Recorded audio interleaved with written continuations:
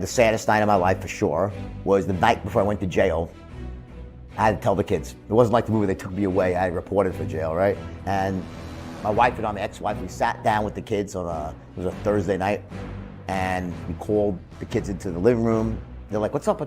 And I started telling my kids, I said, listen, a long time ago, that when I had that big company and I made some mistakes, and I did get even, as soon as I started getting even close to it, my daughter started bursting out, hysterically crying, and my son was very young, and she just starts crying because my daughter's crying, and it's this terrible, like this just gut-wrenching scene where my daughter's like, no, she's all about laughing, and the kids are hugging me, and we're just like, just the worst thing you can imagine. When you tell your kids that daddy made a mistake, now he's got to go away, and I was guilty. I couldn't say I was trapped because I did it. I made a mistake. I took some great skill and I made the mistakes, and I deserve to be there. And no one to blame but myself. I made the mistakes. And it's very difficult when you have to come to terms with that, right? And I think when people watch the movie The Wolf of Wall Street, it's important that they look at that movie and say, you know what? I get it. It's glamorous and it's fun. Because I'm not going to deny it was fun. It was glamorous, yeah. But there's something called balance in there, that when you are that character, that never ends well. It just never ends well. And one question that I get asked all the time, how was I able to stay positive and motivated in what was certainly the worst time of my life? I lost my money, I lost my freedom, I lost my children for a time, my wife bottomed out, right? And I said, I think about it, I said, here's the secret. When I was in jail, in those moments, in the worst moments of all, were at nighttime, when you're in your bunk, and people were sleeping, you're alone with your thoughts, and you could just really get negative. And the answer was that in bed, when I was alone with my thoughts, I would close my eyes and I would visualize the faces of my two children. And I closed my eyes, I'd see their faces, and I knew I would let them down so badly, cause them so much pain. And I said, there's nothing I won't do. There's no length I won't go to prove to these kids that their dad can do it right, that their dad's gonna come back even better than before. And it was all about proving to my children that you could come back from failure, that you could make the world right, I could be an example, make them proud of me. That was my why. It was all about my kids. And that's the secret. Your why, it's never about you. People will do crazy things, of course, they believe in. But for yourself, you only go so far. My kid's in trouble, I'll run through a wall of fire and think twice about it. And that's step number one. You have to have a vision for you that inspires you. That makes you, so when you think about it, it just makes you jump out of bed and want to really have a life that is far better, far greater than it is today. That's your vision. That's step number one. The second thing is, this is a big one, and what most people miss, you have to have a strategy, a plan that allows you to achieve your vision.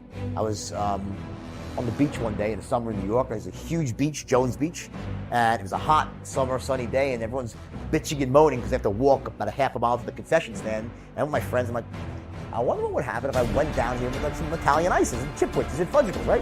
Seems like a good idea. I'll sell them for $1 a piece, Next morning, I wake up, I look at the yellow pages, it was back in no internet. I find some ice cream distributor, I take my old beaten up car down there, I go buy a styrofoam cooler, and I load up a cooler with a barrel of Italian ices and chipwicks and fudgicles, Milky Way Snickers, right? Put some dry ice on top. The whole thing loaded up was $22, including the cooler. The cooler was $7, the ice cream was $15, right? I get in my car, drive an hour to the beach, it's like maybe 10 o'clock in the morning, I get there. I walk, carry it down there, I walk to the edge of the water, right? And I start yelling, Italian ices, chipwicks, fudgicles, milk. Within 1 hour, I sold out the entire cooler for $125. And I made $100 in 1 hour. And the year was 1973. Back then, minimum wage was $1.20 an hour. I was made more than my parents that day. I went back with 4 coolers, right? Who would, right? I got 4 coolers, right? So I loaded them up, went down, sold all those out. Made $400 or $500 my second day, changed my life. Here's the interesting thing. I told 4 or 5 friends about this, and here's the weird thing. They all went out and did it with me, but only one of them sold more than 1 cooler a day. The other, there's 5 people, 4 would sell 1 cooler and stop. Only one of them would go out like we'd hustle all day long and make these, $500 versus $100 a day. Why is that? Like, why would someone do that? They hear that you're young, when none of us have money, and you have this opportunity in your sight where you can make big money and that can change your life. Yet most of them, 80%, stopped with 1 cooler. They were 1 cooler people. Only one of them was a 4 cooler person. That's one of my friends. That comes down to this last element of the sort of like the inner game of success. Like, what happens up here between your ears before you ever go out into the world and take action. and that is your standards. Some people, watch how this relates. Some people, they have a really bright vision, a bold vision, this great grand vision, right? Amazing, wow, inspiring. But they have low standards. They're not willing to do the work. A champagne vision and beer standards, right? And then you have the other sort of people, those with really high standards, but they lack a vision for the future. They don't have a vision that inspires them. So these are like the workers where they sort of have this champagne standards and a beer vision. It's about having a match between your standards and your vision. And the question always is, well, what should my standards be? It doesn't matter. They should be congruent with your vision. There's no right or wrong answer. How much money, it doesn't matter. You have to have that vision for the future.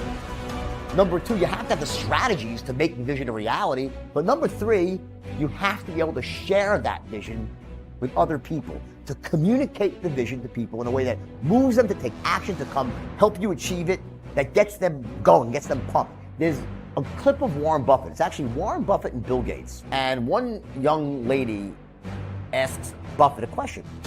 And she says, we're going out into the workforce. What can we do to make ourselves more valuable in the workforce? Good question, right? And Warren Buffett looks at her, and I think, okay, he's going to say, study your financial tables, learn how to be an expert on banking, whatever it might be, picking out companies, whatever, right? No. You know what he says? He goes, there's one thing you can do. Go take a course and study communication, sales, persuasion. That's what you're going to do, because that's a skill that they don't teach in college. They don't really teach, right? And it's the most crucial skill out there. In fact, as he says, when I got out of college, Warren Buffett says, I was a terrible communicator. I couldn't sell anything, right? So what did I do? He went out and took a course. Now back then, the gold standard was Dale Carnegie, right? This was many, many years ago. They took that course because it changed my life, because it allowed me to go out there and communicate and sell. Because here's the deal. What would Warren Buffett be if he had never taken that course? If he never learned how to close the deal, what would Warren Buffett be today? You know what he'd be? He'd be the most successful money manager in Omaha, Nebraska that nobody ever heard of. When someone like Warren Buffett, who's like the opposite of what you think a salesperson is, right, says that that's the skill. You want to do one thing to improve your life and really ensure that you get what you want in life, learn how to communicate, learn how to sell, learn how to communicate, learn how to sell, right? Because people, without that, you die with your music on your lips. You can't, it's like, it kills me, because there's so many people out there in the world that have these great ideas, right? They have this great passion inside, and they can make a difference in the world and a difference in their own life, their family, right? All this stuff they can do. And yet, because they lack the ability to communicate this idea, to sell their idea to other people, they end up locking it, keep it locked inside, and they die without ever expressing it. To me, that's the saddest thing. My wife now is my inspiration. Like, one of the things that she said to me was so funny is when we first met, wow, I have never met someone that is so fearless. Like, you have all this stuff and you're just plowing forward, you're fearless. And so I said, I'm scared shit. I'm just not letting it stop me. I am scared. And that's what courage is all about. I let my fear plow me forward, push me forward. And that's something you have to reframe in your own. It's really a reframe about what fear is, what pain really is. Pain is the greatest motivating force in the world. But if you're going to go into denial and become numb yourself to the pain, you're going to live a smaller and smaller life until one day when you're old in bed, ready to die, you'll look back at all the things that you could have done, you should have done, you would have done, and you didn't do because you thought, well, you know what, I'm okay. I'm doing decent. It's not so terrible as people want. You know what, fuck that. Don't live that life. Don't be the person that looks back and has regret and didn't take action to get what they truly want in life. When you're not feeling massive pain, human beings tend to just sort of, well, I'll stay pat. Don't do that. Take the pain, take the bitter pill, because you know what? That bitter pill will end up being sweet. And if you're living that life, you're 25, 28 years old, or 22, how old you are, 40 years old, right? And you're in this sort of dead-end job. It's not what you want to do. Don't think for a split second that this is your lot in life, that you have to stay on this road. At any moment in time, you can make a decision. You can get off that road and start going down a completely different road. And you know what? Yeah, there'll be some pain, there'll be some lack in your life. And you know what? That's what will drive you to greatness. It starts by having the vision for the future, to really see your life better than it is right now. And that was my secret. And that is going to be your secret too. When you find that why, once you have that power, then you will definitely achieve your vision, no matter what. It might not happen overnight, but it will happen. I promise you.